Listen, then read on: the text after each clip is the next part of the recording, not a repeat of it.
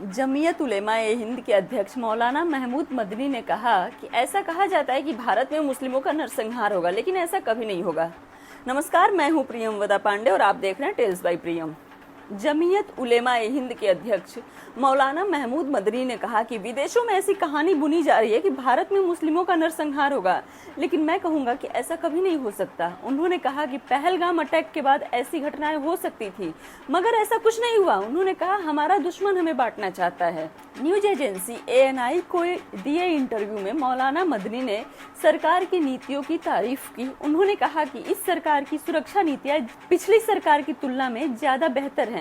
मौलाना मदनी ने अमेरिकी राष्ट्रपति डोनाल्ड ट्रंप के 50% टैरिफ को लेकर भारत की प्रतिक्रिया पर भी तारीफ की। उन्होंने कहा कि टैरिफ पर भारत को मजबूत रहना चाहिए। हम आधी रोटी खा लेंगे लेकिन झुकेंगे नहीं।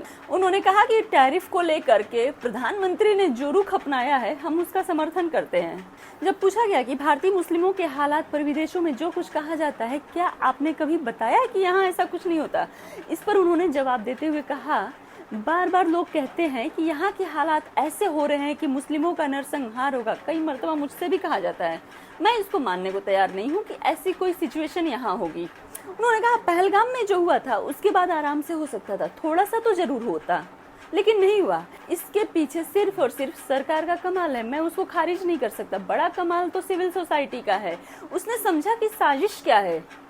हमारा दुश्मन ये चाहता है कि मुल्क में अराजकता फैले, लड़ाई हो, झगड़ा हो। उन्होंने आगे बोला, कुछ विदेशी ताकतें भारत को अस्थिर करना चाहती है। सारी दुनिया में ही ऐसा करते हैं जहां उनके पैसे का मसला हल नहीं हो। भारत पर ट्रंप की ओर से लगाए गए 50% टैरिफ पर मौलाना मदनी ने कहा कि सरकार ने जो रुख अपनाया है उस पर बरकरार रहना चाहिए।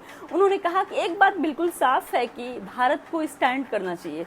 तकलीफ उठा लेंगे, आधी रोटी खाएंगे, सूखी रोटी खा लेंगे, पर हम झुकेंगे नहीं। उनसे जब पूछा गया कि आप AIM सांसद असदुद्दीन ओवैसी से क्यों नाराज रहते हैं, इस पर उन्होंने कहा मैं उनसे नाराज नहीं हूँ, मैं उनकी तारीफ करता हूँ। ऑपरेशन सिंदूर पर उन्होंने जो रुख अपनाया, मैं उसकी तारीफ करता हूँ। मौलाना मदनी ने कहा असहमति जताना विरोध नहीं होता है। ये बात हमारे प्रधानमंत्री साहब को भी समझना चाहिए। सरकार में बैठे हुए लोगों को भी और विपक्ष में बैठे हुए लोगों को भी समझनी चाहिए कि अगर कोई ऐतराज जता रहा है तो इसका मतलब यह नहीं है कि वो तुम्हारा विरोधी है।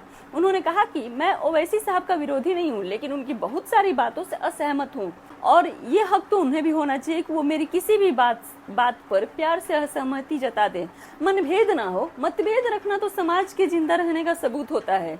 उन्होंने कहा कि असम के मुख्यमंत्री हेमंता बिस्वा के साथ कई बातों पर असहमति है, लेकिन खत्म भी हो सकती है और हो जाती है। मौलाना मदनी ने कहा कि मुख्यमंत्री हैं असम के, बड़े आदमी हैं, गार्जियन हैं राज्य के, लेकिन कैसे शब्दों का उपयोग करते हैं, मैं उनसे कहना चाहता हूं कि भाई शब्दों का प्रयोग ठीक से करें।